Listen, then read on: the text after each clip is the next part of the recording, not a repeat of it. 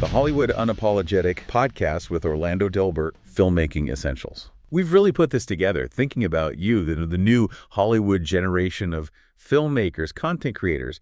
You're stepping into this really exciting world, but let's be honest, it needs some sharp navigation, especially if you're coming at it as a screenwriter. Absolutely. So today, our whole mission is basically to give you the crucial insights, the stuff you need to not just, survive, but really thrive in Hollywood. Yeah, think of this as your inside track. We're looking at the detailed mechanics, specifically from your angle as a writer.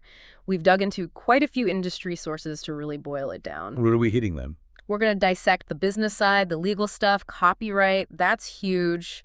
Also dealing with stresses that come from, people maybe not having the best intentions. Yeah, that's important. And finding those honest, safe opportunities, which can be tricky. Plus, we have to touch on AI, right? It's shifting everything. Right. The goal here isn't to overwhelm you with info. Yeah. It's clarity, actionable knowledge, a bit of a shortcut maybe, helping you grasp the key things so you can move forward feeling more confident. Exactly. Okay. First up, film financing. Always a big one. It really is. And interestingly, something that came up again and again in the sources is you've got to be proactive. You can't just sit back and wait for the money to show up. Right. You have to chase it down. You have to explore every single avenue. It's not just about having a color script. It's also about having a solid plan for how you're going to fund it. Yeah, and it seems like building that network, a diverse network of supporters, is just absolutely critical. It's not purely the cash, is it? It's about finding people who actually genuinely believe in what you're doing creatively. Precisely. And here's where it gets really interesting, I think. The research strongly suggests your relationships.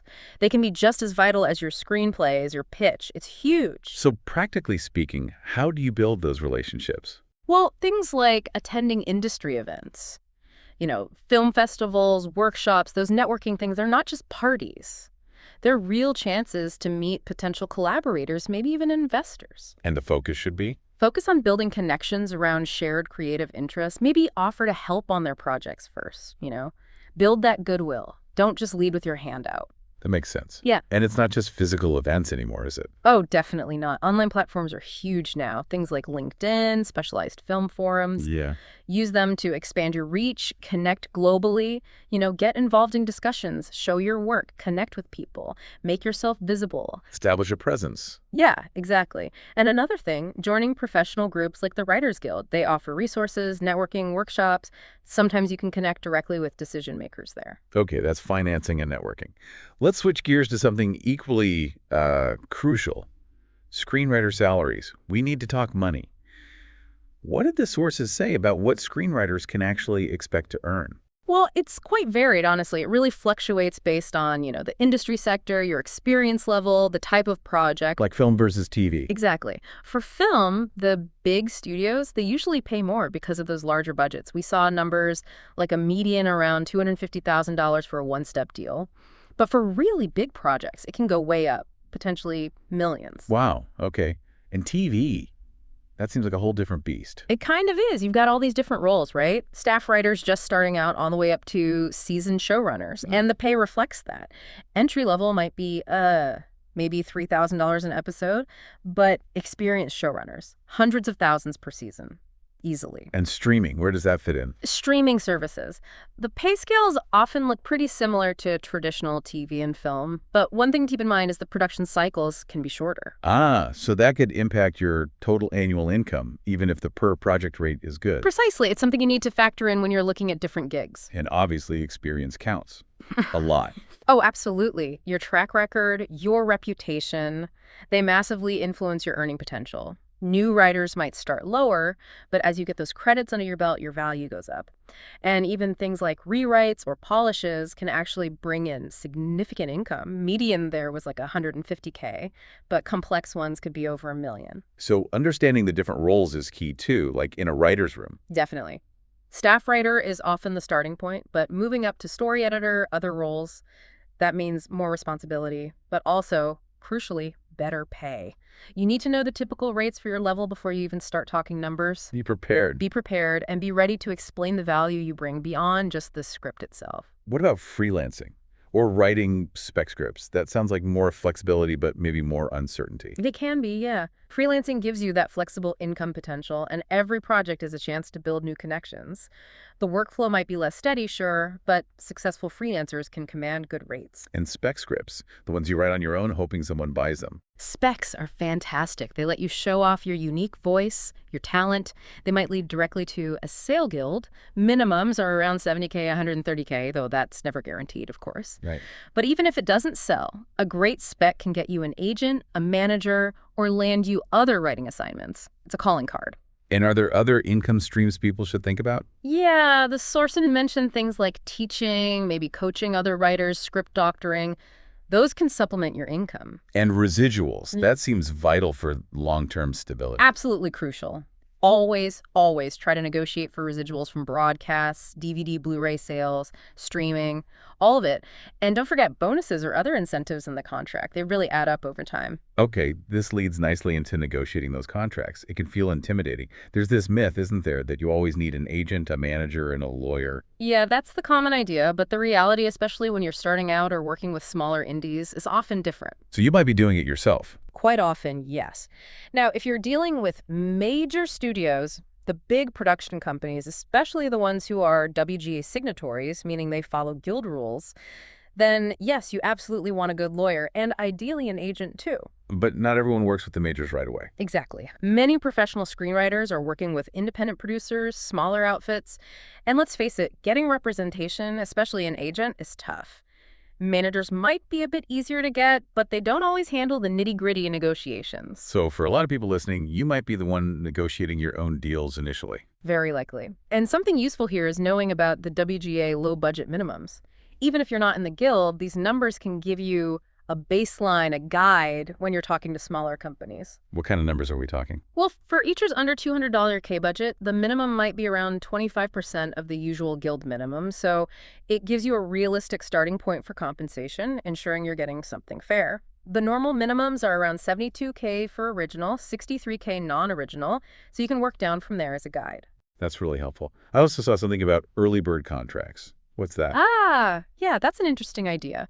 It's basically negotiating your pay even if the final budget isn't locked yet. Maybe you set up 2 tiers, like if the budget ends up being X, you get paid Y, but if it hits Z, you get paid more. Requires trust, though. Definitely requires trust and transparency. But it's a proactive way to protect yourself early on. Ultimately, it's about knowing your worth, knowing the industry standards, and sometimes taking that first offer, especially if it helps build a relationship or get a project moving, can be the right strategic move. Okay, let's shift to protecting the work itself. Yeah. Legal stuff. Copyright. Maybe not the sexiest topic, but absolutely essential. Utterly essential. And the first thing to grasp is copyright protection starts automatically. The second your work, your treatment, your script is in a tangible medium, it's technically copyrighted. There's a catch. There's a big catch. Actually enforcing that copyright. That requires registering it with the U.S. Copyright Office. That's the key step. Right, because people get confused between registering with the WGA and the Copyright Office. They're different things. Very different. The WGA, the Writers Guild, is a labor union. They fight for writers on wages, benefits, residuals, those ongoing payments you get when your work is reused. Their script registration service. It's helpful as proof of when you created something, proof of authorship. But it doesn't give you legal power to sue. Exactly. The U.S. Copyright Office registration is what gives you the mechanism to enforce your rights through the courts. So WGA helps date it, Copyright Office lets you fight for it. That's a good way to put it. And there was that court case, Fourth Estate v. WallStreet.com, that really cemented it. You generally need that official registration certificate from the Copyright Office before you can file an infringement lawsuit. You can still sue for infringement that happened before you registered, though, right? Yes, that's true. The infringement doesn't have to happen after registration, but you need the certificate in hand to actually get into court. And the benefits of registering sound pretty significant. They really are. Apart from just getting access to the courts, registration opens the door to statutory damages potentially up to $150,000 per infringement. Plus, you might get your attorney's fees covered if you win. And it's not expensive to file. Relatively speaking, no. Usually between $35 and $55. It's a very small investment for potentially huge protection and financial benefit down the line. Think of it like getting the keys to your property rights. So step 1, especially before showing your work around, register it. Absolutely. Register your literary works. It's just smart business for long-term protection and potential income. Keep good records too, drafts, emails, anything showing your creation process. That helps back it up. Okay. Now for the less pleasant side. Navigating bad intentions, finding safe harbor. Hollywood attracts amazing talent, but also, unfortunately, some people looking to exploit that talent.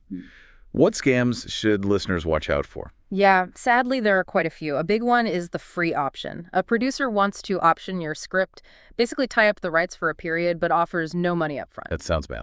Generally, yeah, it's not advisable. The exception might be if it's a really reputable producer, someone with verifiable major credits, and they have a real development deal, and there's a clause saying the rights come back to you if it's not made quickly. Otherwise, be very wary. What about fees? Like agents charging to read? Huge red flag. No legitimate agent or manager charges a reading fee. Ever. It's actually illegal for agents in California. If someone asks for money just to read your script, walk away. Okay. And script consultants asking for a piece of the action? Yeah, that's another one. Look, good script consultants can be incredibly valuable, but if they're demanding a percentage of potential future profits, a back-end cut, just for providing feedback, especially before there's even a deal, that's suspect. And deals where you basically sell your idea but get no credit. Avoid those like the plague. Even if they offer some cash up front. Any deal where you don't get writing credit, or you can't even use it as a writing sample later, no. Your credits and portfolio are your currency. Don't give them away. Makes sense. What about deals where you might sign away all your rights? Be incredibly careful. Make sure you retain your writing credit, your publication rights. You should also ideally have the right to take your name off it if it gets drastically rewritten and barely resembles your work anymore. The Alan Smithy clause, kind of? Sort of, yeah. And be really cautious about buyouts of future residuals, especially in non-union deals. Understand exactly what you're giving up long-term for short-term cash. It seems like non-union companies can sometimes be pushy with rights. They can be. If any company, especially non-union, demands you grant them all rights just to submit your script for consideration, that's not normal. That's a major warning sign. Run. And representation retainers. Agents or managers asking for monthly fees? Nope. Legitimate agents and managers work on commission. They get paid when you get paid from a deal they helped make. They don't charge monthly retainers or demand big upfront fees. That's another red flag. Okay. Lastly, on scams. Screenwriting contests. There are so many. How do you tell the good from the bad, or even the outright predatory? It can be tough. Look for transparency. Who is running the contest? Are their credentials clear? Who are the judges? Are they credible industry people? Check the track record, what happened to past winners. Did it actually lead anywhere for them? Be skeptical of big promises. Definitely. Be super wary of contests guaranteeing representation or production deals. That's usually unrealistic hype. The bottom line is, you can't really buy your way into the film business unless you're funding your own movie, of course. Right. Real access, real representation. It comes from your talent, your hard work, and building genuine relationships. If an offer or contest sounds too good to be true, it probably is. Just be really vigilant with your script and your wallet. Some sources mention milking techniques in contests too, like Right. endless add-on fees. Yeah, that happens. They get you in with a low entry fee, then hit you with fees for extra feedback, expedited reads, promoting your script. It adds up. Also, ghostwriting came up. Some writers do it knowingly for income, which is fine, but it can be exploitative if the terms aren't clear and fair. So much to watch out for. It really emphasizes the need for trust. It really does. Building a small, trusted inner circle is so important. People who earn that trust over time through loyalty, dependability. Good people are out there, but you have to be discerning. And having your own sense of direction helps. Absolutely. Define your own career philosophy, like a personal mission statement. It helps keep you grounded, focused, when you hit those inevitable bumps in the road. Okay, let's pivot to something huge right now. Yeah. Artificial intelligence. AI. The 2023 WGA strike really put a spotlight on this, didn't it? Oh, massively. It became a central point of contention. The release of tools like ChatGPT really made it clear AI could potentially crank out first drafts, or at least rough It concepts. sparked fears among writers. Understandably, fears about pay rates being driven down if AI handles the initial grunt work, and even this kind of deeper fear that AI could just regurgitate existing trends and data, essentially freezing popular culture, limiting creativity. The WGA had some very specific demands about AI during the negotiations. They did. Really clear lines in the sand. Things like AI can't write or rewrite literary material. AI can't be used as source material. And critically, scripts written under WGA contracts can't be used to train AI. That last one's huge for preventing AI from learning from writers' work. Exactly. It all comes down to that fundamental anxiety about job displacement, about AI-generated content replacing the need for human writers and other creative professionals. It's definitely an ongoing conversation. Yeah. Okay, let's circle back to building your career, networking. That old saying, it's all who you know. How true is that, and how can people actually network effectively, especially if they're not in LA? There's definitely truth to it, but maybe not in the way people think. The good news is you can network effectively from anywhere. You don't have to be in LA or working an industry job already. What's the key then? Focus on genuine connections. Find people whose work you admire, people you actually like and relate to on a human level. It shouldn't feel purely transactional. And online tools help bridge the distance. For sure. Use social media, but use it to nurture connections you might make elsewhere. Maybe at a festival or a workshop or even online forums. Don't just cold message people constantly. And respecting people's time is crucial. Absolutely critical, especially if you're asking for a big favor, like reading your entire screenplay. Be polite, be direct, be patient. Industry events are still good places to meet people, though. Yes, definitely. Meetups, workshops, festivals. Go meet people, talk about film, talk about writing. But don't lead with your pitch 5 seconds after shaking hands. Build some rapport first. Right. Don't hound people for contacts before you have a relationship. Please don't. And trust that if someone isn't immediately offering to connect you with their agent or producer friend, they probably have a good reason. Those connections are valuable. They're earned. Yeah. And don't be rude about people's credits or roles. Oh, gosh, no. Don't challenge someone based on their IMDb page. It's often incomplete or inaccurate. Just be respectful. Your reputation for being professional and pleasant goes a long way. Rudeness or entitlement, that gets around, and not in a good way. Nobody prefers difficult people. So it really comes down to real connections, give and take. Exactly. Make friends, share information, help each other improve, give feedback. That's real networking. Now, if your only goal is getting your idea made, and you're not interested in learning the craft or collaborating, then you probably need to be prepared to find serious funding to just hire the writers you need. That's a fair point. Now, something we haven't explicitly discussed but feels really important, especially given all these challenges, mental health. Yes, so important to touch on. Trying to break into this industry, navigating all this, it can absolutely take a toll on your mental health. Fear, anxiety, paranoia, they can creep in. The industry itself can sometimes contribute to that. Unfortunately, yes. The sources pointed out how it can sometimes foster fear-mongering, promote predatory business models that exploit hope, belittle writers, or create really toxic online spaces. So what's the advice for listeners? Be aware of these pressures. Actively prioritize your mental well-being. That means setting boundaries, practicing self-care, maybe finding a support system, other writers, friends, family. And don't hesitate to seek professional help if you need it. There are resources out there. Your mental health is just as important as your script. Absolutely. Okay, looking at the landscape right now, post-strike. Yeah. What are the current challenges people are facing? Is it bouncing back? It's complicated. The reality seems to be that a lot of younger or emerging writers are still really struggling to find their footing. It doesn't feel like all the jobs just snapped back into place. Why is that? Well, there's still this post-pandemic balance of the spreadsheets vibe. Big companies are still very focused on cost cutting, and this hits everyone, but it can be especially tough for creatives with disabilities who already face extra barriers getting in and staying in. So there's a concern about losing a generation of talent. There is. Especially disabled writers who might lose crucial career momentum. And those traditional entry points, like starting on an agency desk, a lot of those paths have kind of disintegrated. So what are writers doing? A lot of juggling. Taking multiple jobs, maybe relying on family or savings to stay afloat while trying to get writing gigs. It's a lot of scrounging for experience, as one source put it. And the cost of living doesn't help. Not at all. Rising costs, wages not really keeping pace. It makes it incredibly difficult, especially for those without existing financial cushions. And we're seeing this disconnect where disabled writers often break in later in life because the accessibility just wasn't there earlier. It sounds incredibly tough, yet people persist. They do. The passion for writing, for being part of this industry, it's still incredibly strong. And there is some optimism. Some think it might actually be a good time for non-WGA writers because studios are looking for content. Maybe new players will emerge. Potentially.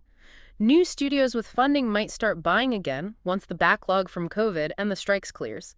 But, and this is a big but, Taking lower pay, if that's what's offered, doesn't mean lower expectations from employers, and it certainly doesn't guarantee job security. Wow. Okay, this has been incredibly thorough. Let's try to wrap up the key takeaways for everyone listening. Yeah, definitely. First, understand copyright. Know how to protect your work. Register it. It's non-negotiable. Second, build genuine connections. It's not just who you know, but how you know them. Mutual respect, give and take. Third, be aware of the scams. Free options, reading fees, rights grabs, shady contests. Know the red flags and trust your gut. Fourth, AI is here. Understand how it's impacting the industry and what the ongoing concerns are. And fifth, the current landscape is challenging, especially for newcomers and those facing additional barriers. Be prepared for the realities. Be resilient. So for the new Hollywood generation listening, navigating this world takes more than just talent. You need business sense, legal awareness, and a whole lot of resilience. Couldn't have said it better myself. It's a demanding path. But hopefully knowing this stuff helps you navigate it more effectively. Absolutely. And maybe one final thought for you to mull over as you continue your journey. In this industry that's changing so fast, with tech and economics shifting all the time, what are the fundamental things about storytelling, about human connection, that will always be valuable for screenwriters? What's the core that remains? That's a great question to keep in mind. Give that some thought. Thanks so much for joining us. You can find more insights on navigating the entertainment industry and achieving success in Orlando Delbert's work, including his book, Pollyanna's Tear-Soaked Battlefields of Hollywood, a survival guide against the cynicism and the hypocritical, and of course, the Hollywood Unapologetic platform. And always remember, you are the key to your own success. You are the new Hollywood generation. Be informed, be prepared, and most importantly, be great. That's it. Be great. Good luck out there. See you next time.